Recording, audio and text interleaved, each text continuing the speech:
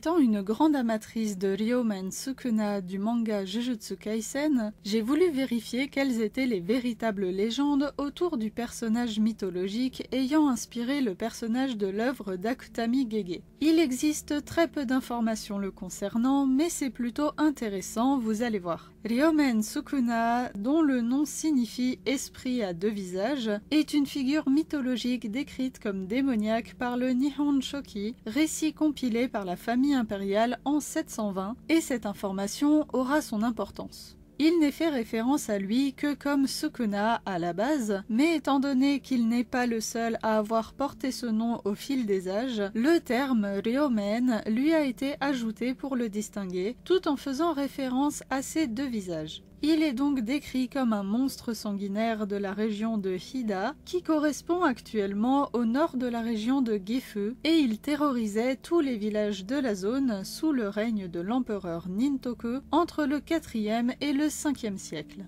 Il est décrit comme un véritable démon affublé non seulement de deux visages, mais aussi de 4 bras lui permettant de tenir 2 épées et un arc et ses flèches simultanément, le rendant d'autant plus terrifiant avec ses 3 mètres de haut et sa force surhumaine. Son caractère rebelle lui faisait refuser les lois impériales et le transformer en dissident meurtrier qui n'hésitait pas à tuer toute forme de vie humaine sur son passage. Après avoir fait des milliers de victimes, il affronta le shogun Takefurukuma no Mikoto qui finit par le terrasser, libérant ainsi la région.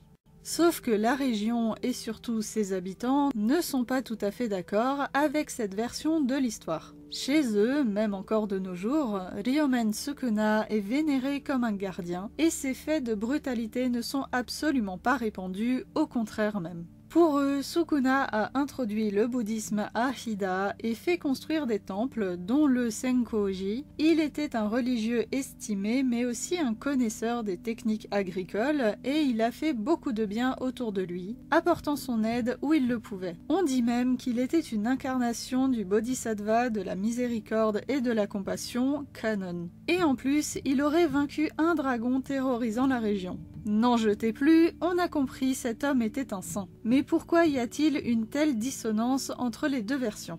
Il semblerait que Sukuna était en réalité le nom du dirigeant local de la province de Hida à l'époque, et qu'il voulait garder sa région indépendante alors que la famille impériale souhaitait l'unification du pays. Par conséquent, elle a probablement envoyé son shogun pour conquérir cette partie du pays et donner une leçon à ce têtu de Sukuna. Après sa mort et l'unification de Hida au reste du royaume, les autorités auraient décrit des monstruosités à propos de Sukuna pour le discréditer et probablement calmer les potentiels contestataires à Hida. C'est pour ça que je disais que le fait que le Nihon Shoki ait été compilé par la famille impériale est important, puisque c'est la seule source montrant Sukuna sous son pire aspect. Après, ça reste des mythes très anciens et tout est évidemment à prendre avec des pincettes, gardons l'esprit critique. Mais c'est intéressant de se dire que son nom de Sukuna aux deux visages correspond parfaitement à cette opposition de réputation entre le démon pour le Nihon Shoki et le saint pour les légendes locales.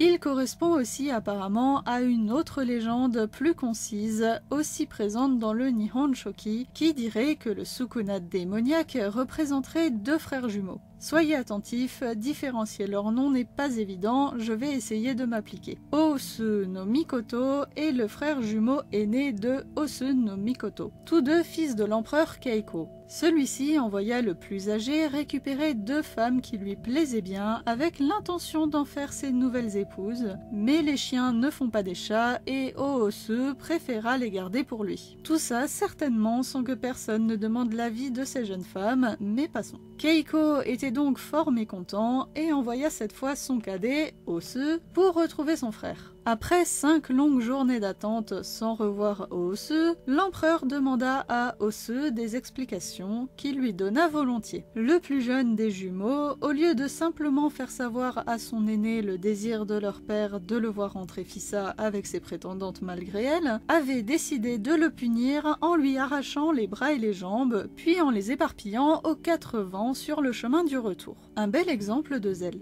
On ne saura pas ce qui est advenu des 2 demoiselles par contre. Sukuna représenterait donc ici le côté démoniaque du cadet violent, portant les membres de son frère aîné découpés par ses soins, et qui a par la suite été un féroce guerrier soumettant les ennemis de son père. La fin de cette histoire est bien moins poétique que la précédente, vous en conviendrez. Encore une fois, le lien avec Sukuna est à prendre avec des pincettes, mais comme cette légende est apparue durant mes recherches, je voulais vous la raconter, d'autant qu'un jumeau dont le double disparaît et qui devient imbattable suite à cela, c'est plus ou moins familier pour les connaisseurs de Jujutsu Kaisen, non? Et pour les fans de jeux vidéo, vous pouvez retrouver une version de Sukuna en tant que boss dans Nioh 2. J'étais contente de me replonger dans les légendes japonaises grâce à cette vidéo. J'espère qu'elle vous a intéressé. En attendant la prochaine, prenez soin de vous et au plaisir de vous retrouver dans un autre coin de la chaîne.